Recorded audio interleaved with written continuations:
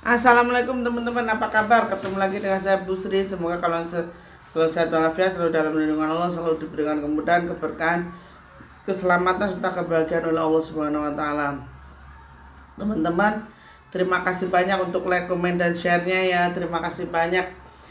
Yang sedang sakit segera sembuh, yang sedang dalam kebangkrutan segera sukses kembali, yang sedang menunggu jodoh segera didapatkan jodohnya, yang sedang mengharapkan momongan segera diberikan momongan. Amin amin ya robbal alamin. Terima kasih banyak untuk like, komen dan share-nya teman-teman. Terima kasih banyak. Dan di sini saya akan memberikan nomor telepon. Silahkan yang ingin bersilaturahmi, dan mohon maaf jika saya yang sudah bersilaturahmi saya tidak menerima telepon karena begitu banyak WA. Jadi saya harus berusaha membalas satu persatu ya teman-teman. Jadi mohon maaf bagi yang teleponnya selalu saya reject, itu mohon maaf karena saya harus membalasi banyaknya WA itu biar semua itu terbantu gitu loh teman-teman ya. Untuk yang mau bersilaturahmi silahkan ke nomor 0857 7241 5547 ya teman-teman. Silahkan bersilaturahmi, monggo kita sama-sama berbagi pengalaman, berbagi ilmu.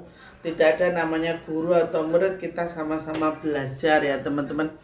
Teman-teman, kemarin kan saya bilang bahwasanya saya akan memberikan dua kali cerita mistis, satu cerita pengalaman dari Mbah Kidir ya teman-teman.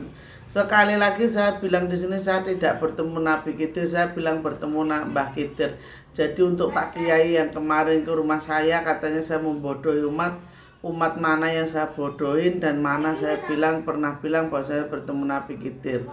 Ya Pak, itu mohon dicatat ya Pak, dicamkan daripada sampai nanti malu gitu loh Pak, lihat video-video saya. Nah teman-teman, saya selama di Alas Ketonggo ini saya mendapatkan pelajaran yang sangat luar biasa dari Mbah Kidir. Jadi setelah saya mendapatkan ilmu tentang agar uang tidak habis ini, saya diperkenalkan ilmu tentang sedulur papat limo pancer. Jadi kadang orang itu berpikirnya salah teman-teman. Ada yang bilang bahwasanya sedulur papat lima pancer itu ya kakang kawah di hari-hari. Itu salah teman-teman. Berarti cuma dua sedulurnya kita. Sedulur kita itu ada 4, yaitu yang wujud nafsu tadi loh teman-teman. Dalam pribadi itu ada api, air, tanah, dan angin. Jibril, Malik, Israfil, Israel itu sebenarnya sedulur kita teman. Itu yang menemani kita kemana saja, itu selalu menemani kita. Nah perlu kita jelaskan kenapa kok kakang kawah di hari-hari itu hanya sebagai teman. Karena apa? Ketika bayi ini dilahirkan, itu air ketuban itu yang akan keluar pertama kalinya, ya toh. Baru disusul dengan ari-ari. Sebenarnya itu juga bukan cuma dua, ada dua lagi, darah merah dan darah putih gitu loh. Darah merah dari ibu, darah putih dari ayah. Makanya orang itu kadang salah kaprah, sedulurku papat lima pancar itu kakang kawah di hari-hari. Salah, itu kakang kawah di hari-hari itu hanya teman ketika manusia dari kandungan sampai dilahirkan. Nah terus yang selanjutnya teman-teman, terus apa sedulur papat lima pancar itu apa? Pancarnya manusia itu korin. Satu itu korin, itu punjernya manusia. Karena ketika ini manusia sudah terputus dengan Tuhannya, sudah meninggal, itu roh kembali kepada Sang Maha Pencipta Allah Subhanahu wa taala. Tetapi korin ini akan tetap ada sampai hari kiamat nanti. Dan korin ini teman-teman yang terkadang kita kalau sudah meninggal, kita sekadang bertemu dengan orang-orang atau keluarga kita yang sudah meninggal begitu ya teman-teman. Nah sekarang saya akan menjelaskan 4 sedulur tua, sedulur papat lima pancar itu adalah watak atau sifat. Tetapi saya di sini harus menjelaskan dulu apa itu tentang hawa nafsu teman-teman. Hawa itu sebenarnya keinginan, sedangkan nafsu itu perbuatan. Selama kita bisa mengontrol hawa tadi, hawa-nya itu tadi loh, ada api, air, tanah, dan angin. Itu selama kita bisa mengontrol, maka kita ini tidak akan melakukan perbuatan yang tercela gitu teman-teman. Makanya hawa nafsu itu, hawa itu keinginan, nafsu itu perbuatan. Makanya orang kadang bilang kamu harus kontrol hawa nafsu. Bukan, kontrollah hawa di tubuhmu ini. Hawa panas itu dari api, hawa dingin itu dari air, terus hawa pelin-pelan gak punya pendirian itu dari angin, dan hawa menerima itu dari tanah gitu teman-teman. Nah, makanya saya di sini akan sedikit memberikan cerita ini tentang pertemuan saya dengan Mbak Kitty. Itu saya waktu itu jatuh di sebuah gua di alas utama, kaki saya itu patah. Selama 21 hari itu saya tidak bisa naik ke atas lagi karena itu guanya lumayan dalam, patah. Terus saya itu ya makan senemunya teman-teman. Mohon maaf, mungkin kalau sekarang jijik, saya tuh sampai makan cacing sama makan ulet teman-teman. Kodok itu juga pernah saya makan. Nah, waktu itu Mbak Kidir itu gini datengin saya, lah kamu tuh loh kok ya nafsumu tuh gede banget kan, nafsu kamu tuh kok besar sekali. Kamu kan udah tahu nek di sana itu tempatnya tinggi, ngapain kamu perempuan ke sana? Saya ingin tahu di sana itu ada apa, Mbak. Ya akhirnya kan kue jatuh kan, jeblok.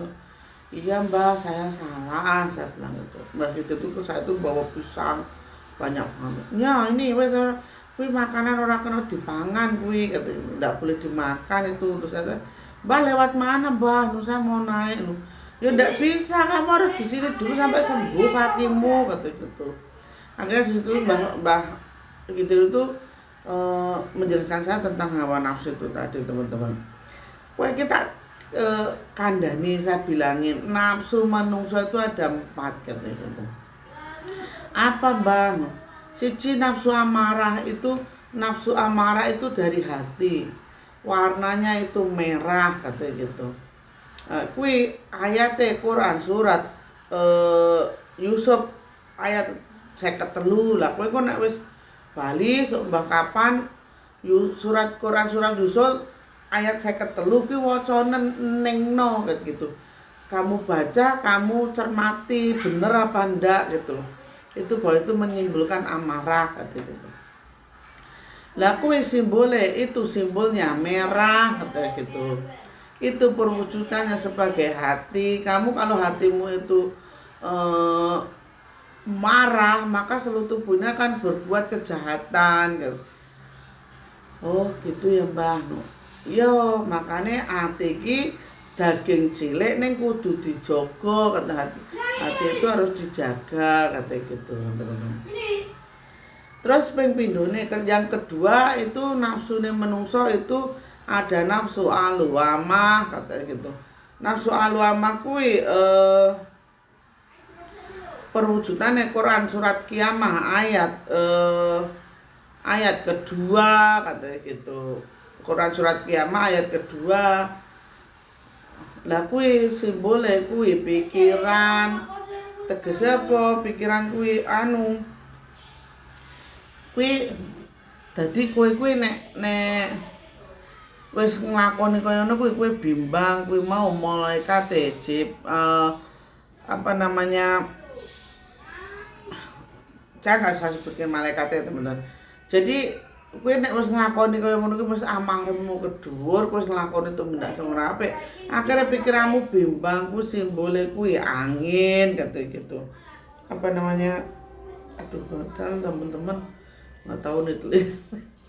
Simbole kuwi angin, dadi kowe montang-manting mobat mabit pikiranmu ora tentrem. Kuwi sinare kuning gitu. Kuwi Quran surat Qiyamah ayate keloro katanya gitu. Oh, terus Mbah saya kan tambah penasaran. Terus napa Mbah? Kuwi sing ketelu kuwi nafsu ulama kuwi ayate kuwi ana surat Quran surat Yusuf ayat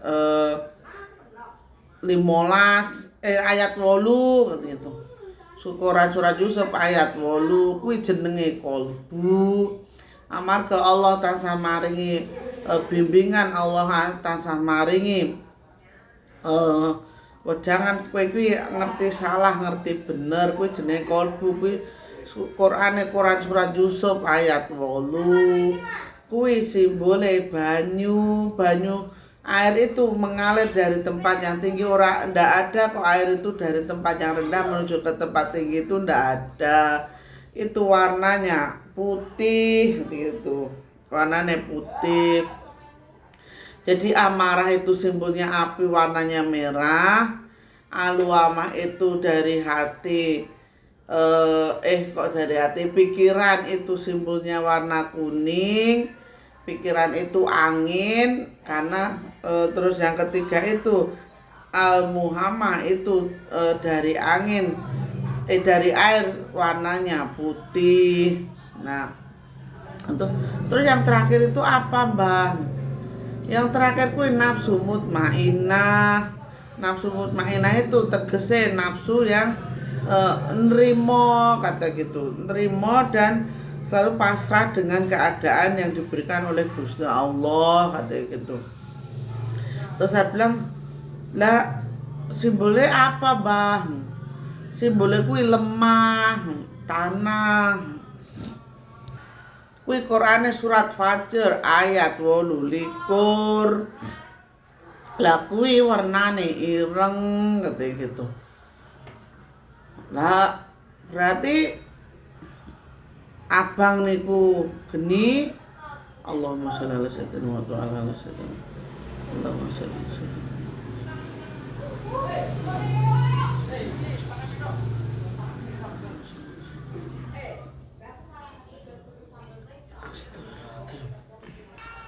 Jadi itu teman-teman sudah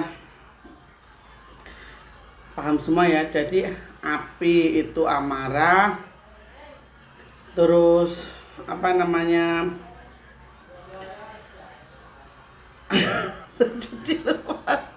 api amarah, terus api, air, tanah, angin, gitu ya teman-teman. Intinya itu ya. Jadi manusia itu sedulurnya ya sebenarnya itu teman-teman, yang kemana-mana selalu ikut. Jadi bukan apa namanya, bukan kakang kawat di hari-hari, bukan. Jadi warnanya itu kuning, putih, hitam, dan apa namanya, merah, gitu ya teman-teman. Jadi mudah-mudahan ini bisa bermanfaat. Jadi kalau orang bilang kakangku kawat di hari-hariku, itu bukanlah sedulur tua, itu bukanlah sedulurnya manusia. Nah, itu sebenarnya hanyalah teman atau konco dari manusia di dalam kandungan sampai manusia dilahirkan. Nah, sedulur tuanya manusia sebenarnya yaitu tadi hati, pikiran, terus kolbu, sama ini tadi apa, sifat untuk rendah diri, gitu ya teman-teman. Makanya kita itu harus bersifat seperti tanah. Karena apa? Tanah itu dipijak, diinjek-injek seperti apapun, dia bermanfaat bagi orang lain. Dia memberikan manfaat, dia memberikan kehidupan, dia memberikan tanaman, buah-buahan yang bisa dinikmati dan dimanfaatkan oleh orang lain. Maka tanah itu bukan berarti rendah teman-teman, bukan berarti kita merendahkan diri, enggak. Jadi tanah itu kita bersifat bahwasanya pasrah diri, gitu loh teman-teman. Pasrah diri dengan apa yang dikehendaki oleh Allah, apa yang ditakdirkan Allah, itu kita bersyukur dan menerima dengan ikhlas, gitu. Seperti waktu saya terjatuh dari kejatuh ke dalam gua itu, sampai kaki saya patah, ada bekasnya. Itu apa namanya teman-teman, ya saya pasrah. Memang itu kesalahan saya tidak bakalan bisa naik tanpa bantuan orang lain. Tapi kan nggak mungkin, namanya di hutan, saya mau minta tolong sama siapa, gitu loh. Akhirnya atas kehendak Allah yang Mbak Kidir itu nolong saya, teman-teman, yang memberikan saya obat daun itu, terus itu diurut gitu. Sama gitu tuh enggak apa-apa, aku itu nanti sembuh setahun Allah berkehendak sembuh kayak gitu, teman-teman. Makanya sampai sekarang tuh kadang kalau buat jalan sedikit tuh kadang kayak bunyi krek gitu loh. Kalau udah bunyi krek itu sakit siang, teman-teman. Tapi ya saya menjalaninya, saya berpikirnya gini, Allah itu akan selalu melindungi saya selama saya selalu berbuat baik gitu loh, teman-teman. Makanya tidak ada terlintas sedikit pun itu saya tuh menyalahkan Allah, itu enggak. Semua salah diri saya sendiri. Saya tuh salah, memang manusia tuh tidak pantas kalau menyalahkan Allah, takdir saya kok seperti itu, nasib saya seperti itu. Enggak, itu semua tuh dari karma apa yang telah kita perbuat gitu loh, teman-teman. Makanya kalau ada orang bilang orang kok gersulo kayak gitu, itu memang benar, teman-teman. Kita itu jangan mengeluh dengan apa yang terjadi pada diri kita, kan, tetapi kita perlu menyadari apa yang sudah diperbuat diri kita sehingga Allah memberikan cobaan sedemikian rupa gitu, teman-teman. Intinya tetap bersyukur dan ikhlas, karena ikhlas itu semuanya akan menjadi tenang dan semuanya akan bersifat legowo gitu, teman-teman. Akhir katanya itu bisa sampaikan, kurang dan lebihnya mohon maaf bagi yang ilmunya lebih tinggi dan merasa bahwasanya di atas langit. Tidak apa-apa menghujat saya, tidak apa-apa mencaci maki saya, karena saya akan terima, karena saya sebenarnya adalah manusia biasa, manusia yang bersifat tanah dan akan kembali ke tanah gitu, teman-teman. Akhir kata, semoga ada manfaatnya ya, teman-teman, semoga ada manfaatnya, dan semoga apa yang disampaikan, apa yang saya sampaikan ini membawa keberkahan dan membawa pelajaran bagi saya sendiri. Akhir kata, wassalamualaikum warahmatullahi wabarakatuh. Sehat-sehat kalian, sehat-sehat, dan semoga kalian selalu dalam lindungan Allah SWT. Sukses, mudah-mudahan kedepannya menjadi pribadi yang lebih baik, pribadi yang lebih sehat, dan pribadi yang lebih beriman. Amin amin ya rabbal alamin. Assalamualaikum warahmatullahi wabarakatuh.